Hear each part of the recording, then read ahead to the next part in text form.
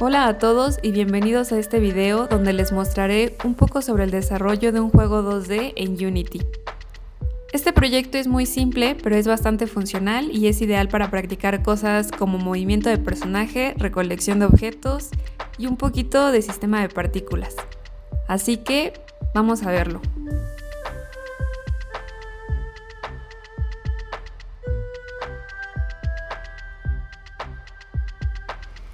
Como pueden ver, el juego consiste en un personaje que puede moverse y saltar por distintas plataformas. Hay monedas repartidas por el nivel que se pueden recolectar y en la parte superior tenemos un contador de puntos. También tiene sonido y elementos visuales muy básicos. Las plataformas se pueden colocar dependiendo la manera en la que tú gustes y también el juego cuenta con un pequeño sistema de partículas y así como un disparo. Las partículas son los pequeños brillos que se pueden ver alrededor de los tomates y las balas serían los tomates.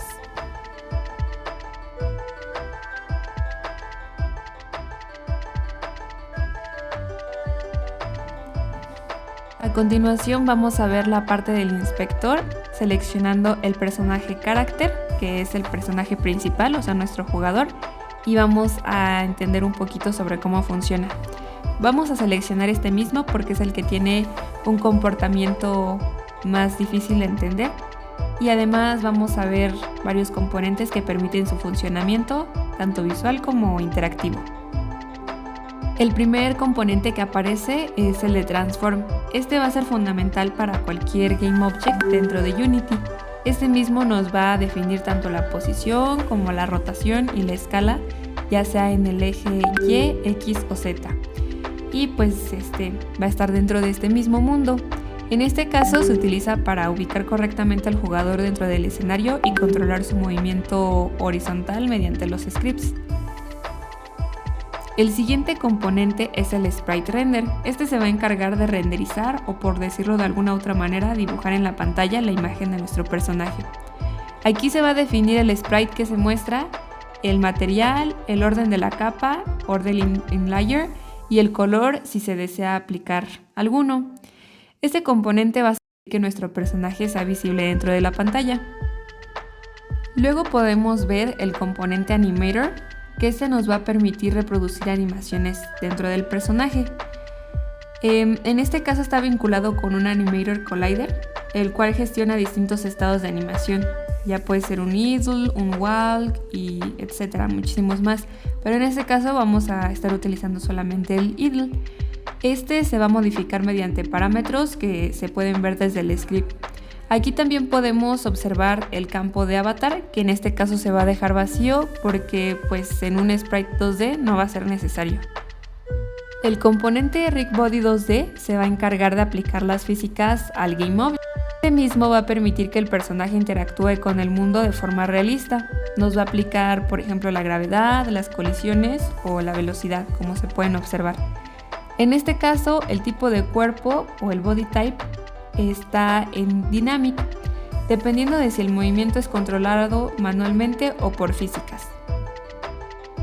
Aquí se muestra el Box Collider 2D, que es lo que nos va a definir el área de la colisión del personaje. Es muy importante porque este componente es muy esencial para poder detectar las colisiones con el entorno, como los enemigos o los proyectiles. Este mismo también se debe de ajustar a la forma del sprite para que las interacciones sean precisas. A continuación tenemos el script llamado Player Shoot, que es un componente personalizado que agregué yo misma desde la parte de los scripts. Y en el inspector se pueden ver varios campos públicos como el Bullet Prefab. Este prefab se va a encargar de la instancia al disparar. El Bullet Spawn Point, que es un objeto tipo Transform que define desde dónde aparece el proyectil o la bala, en este caso el jitomate. También está el sonido disparo, que es un clip de audio asignado para el disparo. Y bueno, en estos campos se exponen el inspector gracias a que son públicos o tienen el atributo público, permitiendo que su configuración se pueda modificar sin necesidad del código. Esto se modifica precisamente dentro del script. Finalmente, pero no menos importante, podemos observar el audio source, que va a permitir reproducir los sonidos del personaje. Y bueno, en este apartado se pueden ajustar el volumen, el clip determinado si lo necesitáramos, y opciones como si se reproduce al inicio, que sería play or wake, o si se debe hacer en loop. En este caso utilizaríamos el loop para poner la música del fondo y que suene constantemente hasta que el jugador decida dejar de jugar el juego. Este componente se usa junto con el script Player Shoot para reproducir el sonido del disparo con Player One Shoot. Todos estos componentes están organizados dentro del mismo Game Object del jugador y son necesarios para su correcto funcionamiento, desde la representación visual como el Sprite Render y su movimiento Rig Body 2D, su interacción física con el Box Collider 2D, su comportamiento Player Shoot y la respuesta audiovisual, que serían el Animator y el Audio Source.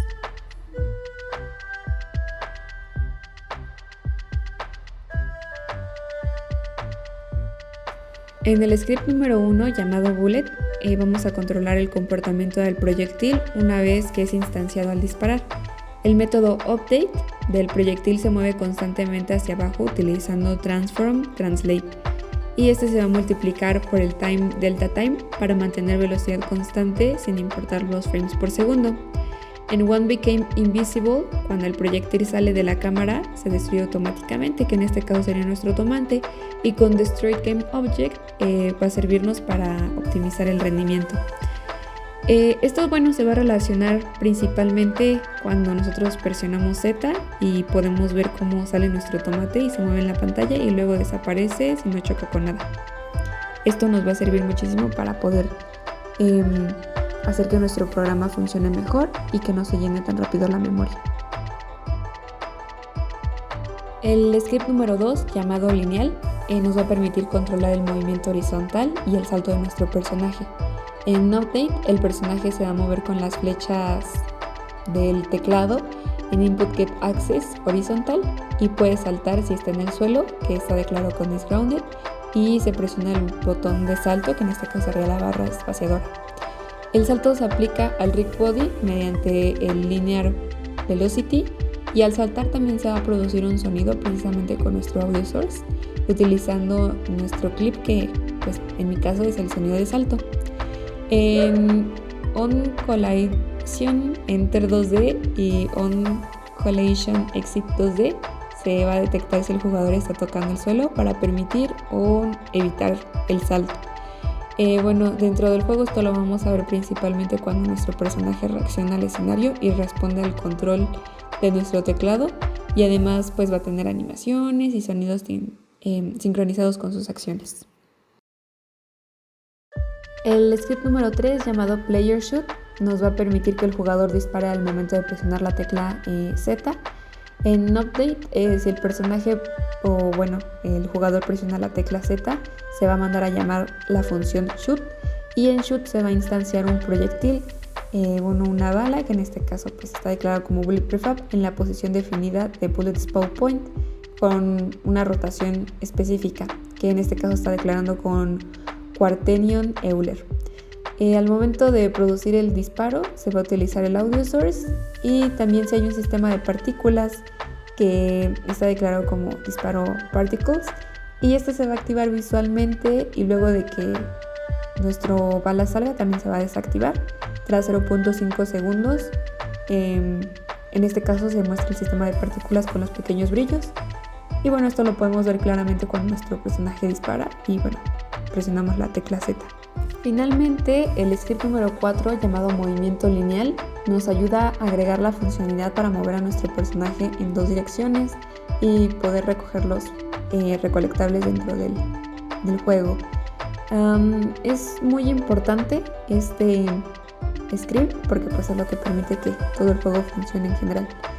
Este se va a declarar en Update y se lee en el input del eje X y Y, permitiendo que nuestro movimiento 2D sea libre para recoger ítems.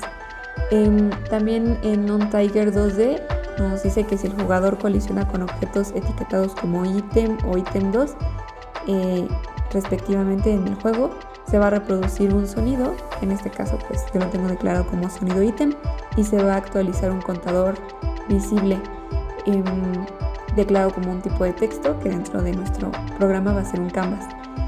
También se desactiva el objeto recolectado para simular que fue recogido. Esto es lo que estaría simulando el cuarto script y pues como les digo es bastante importante en general para todo el funcionamiento de nuestro videojuego porque es lo que crea pues colisiones con otros objetos.